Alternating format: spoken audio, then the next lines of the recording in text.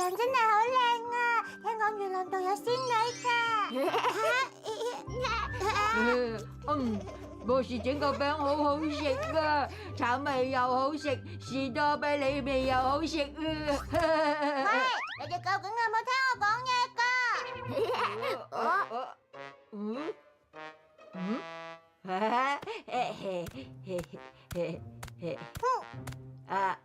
得返最後一塊啫，玲玲，你仲未食過，俾你啊！你哋食啦，我先至唔想理你哋啊！我要睇月亮上面嘅仙女。月亮係好睇，餅仲好食喎。俾你哋睇下。做咩事啊？個月亮少咗一忽啊！我頭先仲係圓㗎。月亮俾人咬咗一啖啊！弊啦，有怪獸食緊個月亮噃！真係㗎！咁月亮上面嘅仙女點算啊？點算啊？月亮就嚟俾怪獸食晒啦！所以怪獸唔准再食月亮啊！琪琪，快啲同博士講，等佢嚟救月亮咯。好。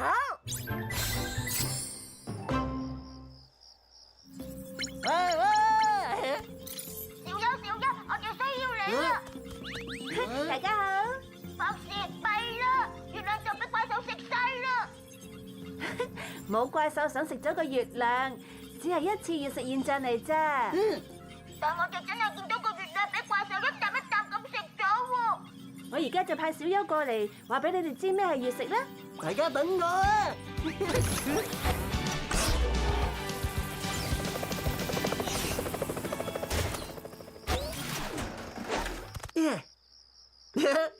嗨，大家好啊！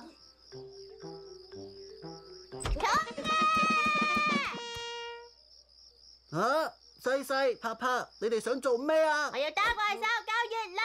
唔得㗎，西西，危險啊！冇錯啊，西西，放翻低個鏟啦！放心啦，西西，月亮係唔會有事㗎。柏柏，你攞住啲餅嘅。怪獸見到啲香噴噴嘅餅，就唔會再食月亮噶啦。柏柏，冇可能㗎。我做個實驗俾大家睇啦，超級想像力！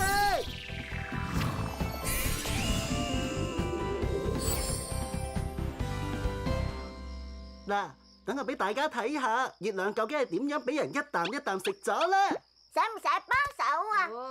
梗係要啦。琪琪，你攞住支電筒扮係太陽啦。好。大家知唔知啊？月亮係唔會發光嘅。只有當太陽照到月亮嗰陣，月亮先至會反射到光，就好似咁。當地球運行到太陽同月亮中間嗰陣，西西，你扮演地球好唔好啊？好。請你企喺呢度啊！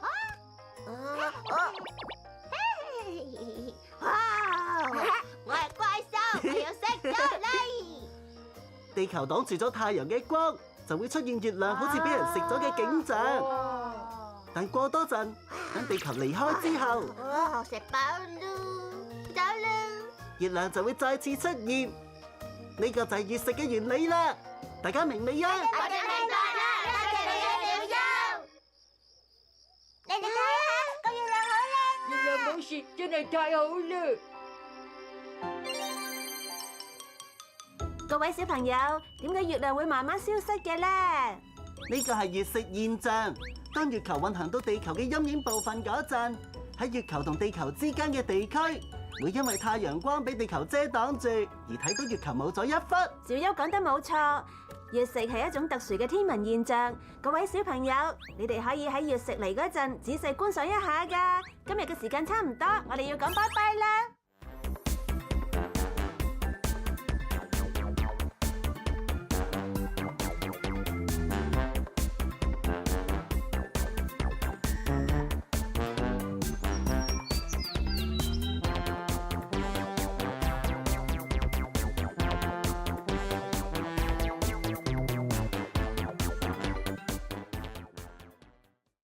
亲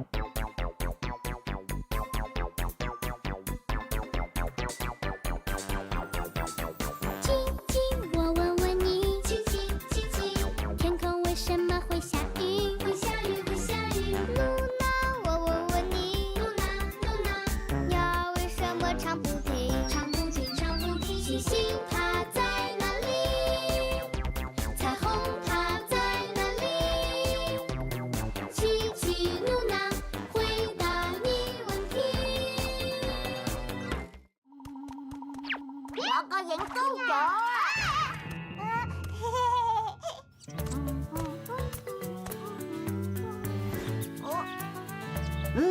琪琪，你啱啱好夠高啊，入去玩啦！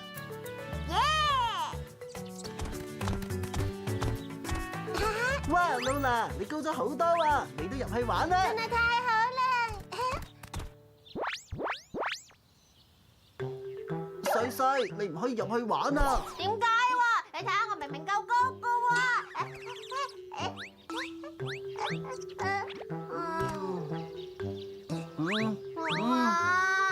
細細，你唔夠高入場啊！太過分啦！點解我唔玩得喎？你好矮，唔准笑我啊！好衰噶，我好快就會高噶啦！哎呀，我真係好想可以快啲高啲。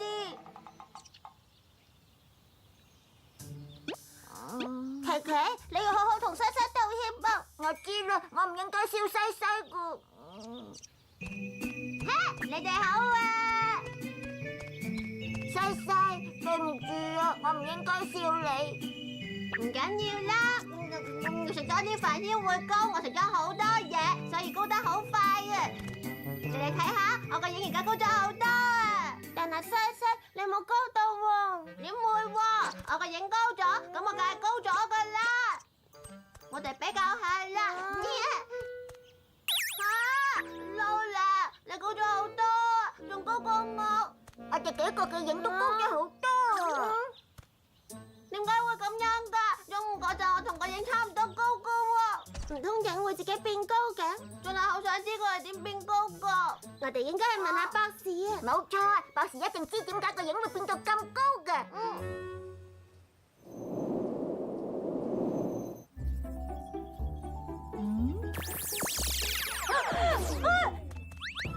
博士，博士係昆蟲嚟咋？唔該你啊，小優。博士你好，小優你好。大家好啊！朋友你哋好，揾我哋有咩事啊？博士，我個影高咗啊，但我就冇高到，點會咁嘅？呢樣同太陽有關。太陽會令到我哋個影高㗎咩？咁太陽可唔可以都令我高啲啊？我派小優話俾大家知啦。好啊，小優，我哋等你過嚟啊！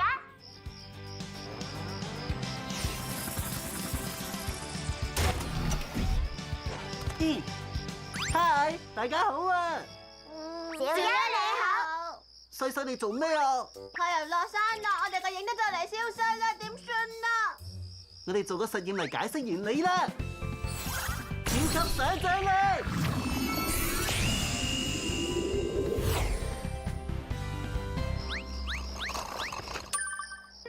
影係因為光嘅直線傳播而產生嘅，有光源就可以產生影㗎啦。燈都會令到個影變高㗎。梗係會啦，我哋嚟試下。我需要2個小助手，琪琪、Lola，你哋可唔可以企喺盞燈隔離呀？睇下琪琪同Lola個影啊！細細，你可唔可以幫手移開盞燈，擺遠啲琪琪同Lola啊？冇問題。哇，個影真係唔同咗喎！哇，太神奇啦！你哋個影高咗啊！咁我係咪得係高啲啊？呢層恐怕唔得啦，點解光可以控制我哋個影嘅？因為光係直線傳播嘅。當我哋擋住光嘅時候，就會產生影；當我哋靠近光源，擋住嘅光速比較少，影就會變短；當我哋離開光源，擋住嘅光速變多，個影就變長啦。原來係咁樣啊！不過個光線淨係可以令到我個影變高，我嘅樹先可以真正生高啲啊！細細，你唔使擔心，只要飲食健康，多做運動，你好快都會高噶啦！太好啦，我好快就可以遊樂場玩啦！大家知唔知影係點樣產生出嚟㗎？小優知啊，之所以會有影，係因為光被擋住咗，咁樣光照唔到嘅地方就會變咗做一片陰影區域，亦即係我哋見到嘅影啦。影嘅形狀大細仲會根據唔同嘅情況變化㗎。今日嘅時間差唔多啦，拜拜。拜拜。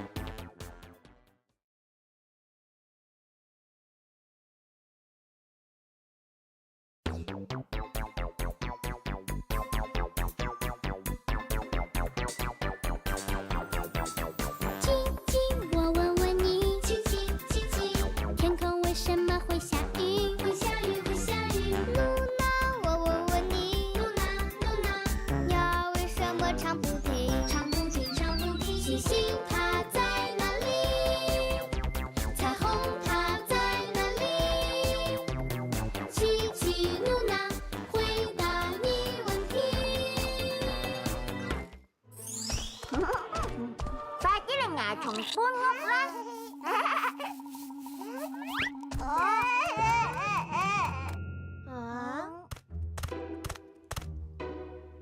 咁奇怪嘅，又唔見咗一碟糖啦！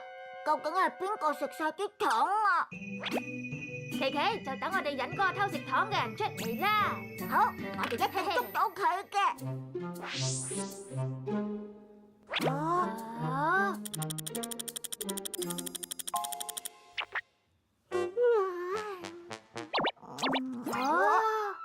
睇你走得去邊？啊，係啪啪啊！你哋好啊，多謝你哋嘅糖啊！果然係你，你點可以食晒所有糖㗎？因為啲糖太好食啦！我隻牙好痛啊，好似有蟲喺度咬緊我隻牙咁啊！吓，有蟲鑽咗入啪啪隻牙度？條蟲佢會唔會食咗隻牙㗎？唔使驚，我哋捉翻條蟲出嚟。琪琪係咪得㗎？唔好嘈啊！等條蟲出嚟食糖嗰陣，我就捉住佢。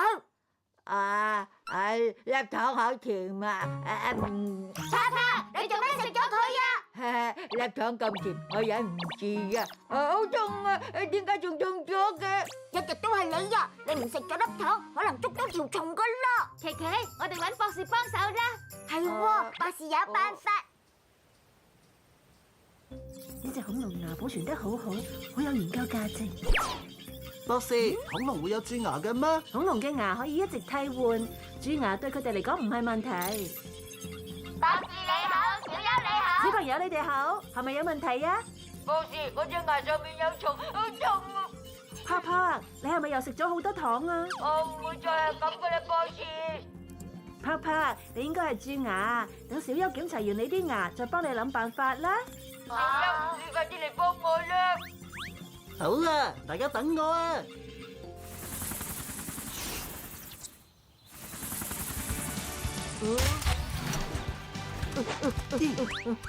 你好啊，小優，可唔可以幫我捉條蟲出嚟啊？啪啪唔使心急，等我睇下你隻牙點樣先啦。掃描完畢。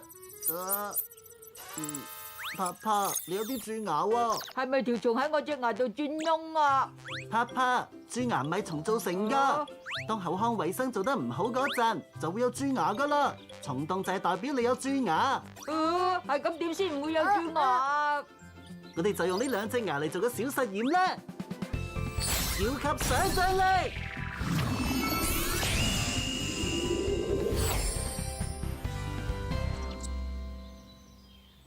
哇，好大隻牙！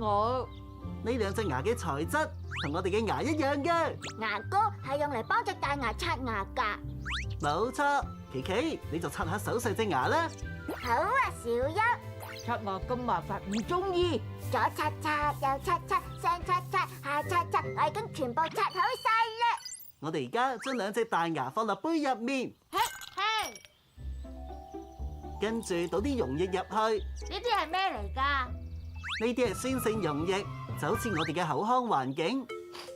好難聞啊！我個口先唔會有啲咁嘅味。當食完糖之後，殘留喺口嘅糖分就會變成呢種酸酸地嘅嘢㗎啦。原來係咁嘅。而家我哋就等啲牙產生變化啦。睇下，兩隻牙已經唔一樣啦。呢隻牙好肉酸啊！有牙膏保護嘅牙仲係正常嘅，而右邊就冇保護，好快就蛀牙㗎啦。隻牙好醜樣。原來刷牙可以保護牙齒㗎。我唔想再有蛀牙。唔使擔心嘅，拍拍，只要我哋注意飲食，食少啲糖，每日早晚刷牙就唔會有蛀牙㗎啦。我以後一定會日日刷牙，等啲牙健健康康。仲有啊，食少啲糖。食少啲糖。各位小朋友，你哋而家知道乜嘢係蛀牙未啊？我知道。當我哋口腔衛生做得唔好嗰陣，啲牙就會俾殘留喺上面嘅酸性物質腐蝕，出現小洞同黑點，呢個就係蛀牙現象。蛀牙同蟲係完全冇關嘅。冇錯啊，蛀牙會危害牙齒嘅健康，我哋應該勤刷牙，咁樣先可以避免到蛀牙㗎。今日呢堂差唔多啦，各位小朋友，拜拜。拜拜。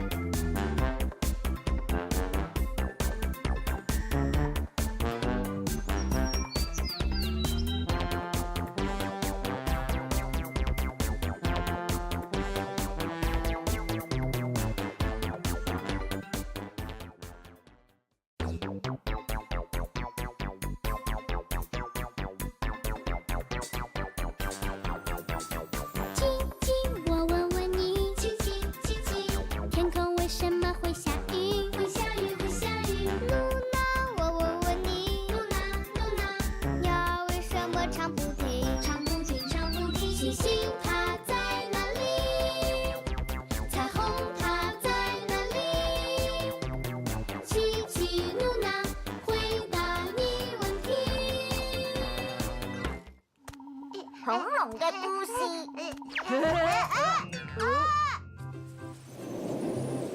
曾經有好多唔同嘅恐龍喺度生活，最細嘅肉食恐龍只係得50厘米，最大嘅就有4米。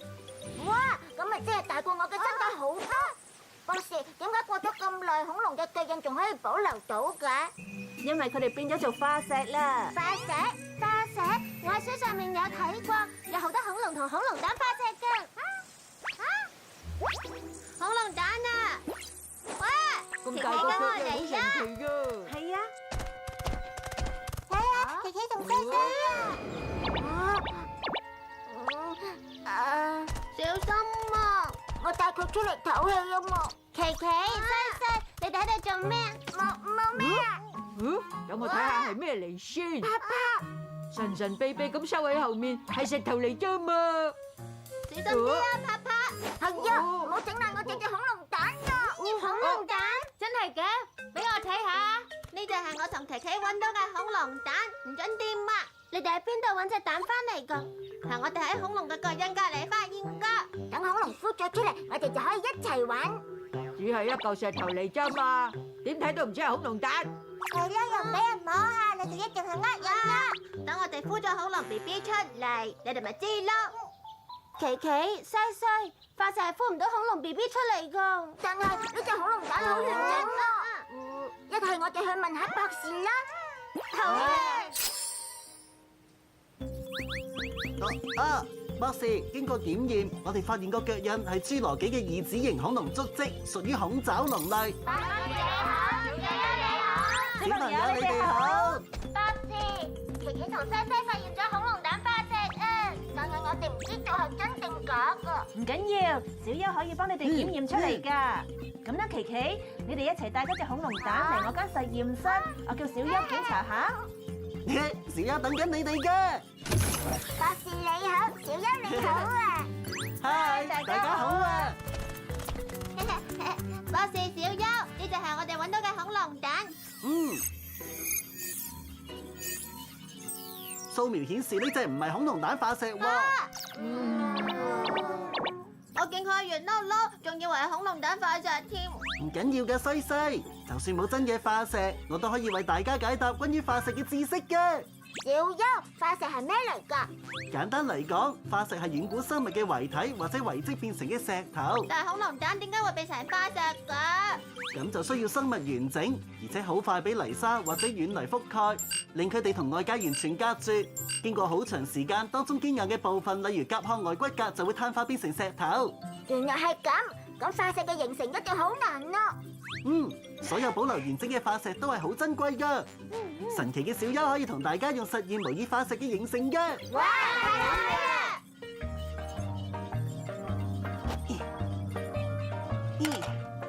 呢啲係黏土，我哋用嚟模仿遠古時期嘅軟泥。露娜，可唔可以幫下我啊？梗係得啦。你幫我擺啲軟泥入個模度，跟住壓平佢啊！好啊，小優。而家嚟到拍拍出場啦！我要做咩啊？拍拍，你可以將隻手掌壓落黏土度，要俾啲力喎。拍拍，你而家可以攞開隻手啦。哇！好似嗰個巨大嘅化石啊！木木，你將呢盒黏土放入焗爐啊！冇問題。泥土經過千百年嘅時間變硬石化，從而形成化石。哇！自己整化石真係好勁啊！大家睇下，足跡化石整好啦！哇！好神奇啊！原來化石係咁形成嘅。而家大家明白啦！哇！你哋去邊度啊？我哋要將最中意嘅嘢整成化石留起佢。關於恐龍嘅故事，大家又知道幾多呢？小優知道，恐龍係一種已經滅絕咗2億幾年嘅生物。科學家推測，恐龍嘅家園被毀滅係因為巨大嘅隕石撞擊落地球，導致超級火山爆發，成個地球俾濃濃嘅火山灰同毒氣覆蓋，造成生物大滅絕。冇錯啊！而家科學家已經發掘咗好多恐龍化石，以呢啲化石為依據，大家可以推斷出恐龍嘅類型、數量同埋大細等等，令史前世界可以重現。今日嘅故事就講到呢度，各位小朋友，拜拜。拜拜。